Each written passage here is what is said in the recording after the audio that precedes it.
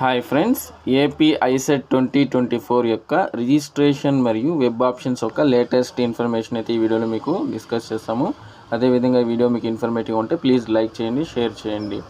ముందుగా మనకు ఈరోజు వచ్చిన న్యూస్ పేపర్ ఆర్టికల్ ప్రకారము ఏపీ ఐసెట్ యొక్క వెబ్ రిజిస్ట్రేషన్ చూసినట్టయితే మనకు ఈ రోజు నుంచి అంటే 26th జూలై నుంచి 1st ఆగస్ట్ వరకు మనకు రిజిస్ట్రేషన్స్ అయితే చేసుకోవచ్చు. అదేవిధంగా రిజిస్ట్రేషన్ చేసినప్పుడు మనం అప్లోడ్ చేసిన డాక్యుమెంట్స్ ఉంటాయి కదా, అది వచ్చి మనకు 27th నుంచి 3rd ఆగస్ట్ వరకు దాన్ని వెరిఫై అయితే చేస్తారు. వెరిఫై అయిన డాక్యుమెంట్స్ ప్రతి ఒక్కరూ వెరిఫై చేసుకోండి.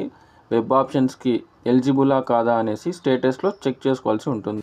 అదేవిధంగా ఎలిజిబుల్ అయిన క్యాండిడేట్స్ 4th ఆగస్ట్ నుంచి 7th ఆగస్ట్ లోపల వెబ్ ఆప్షన్స్ అయితే ఇవ్వాల్సి ఉంటుంది.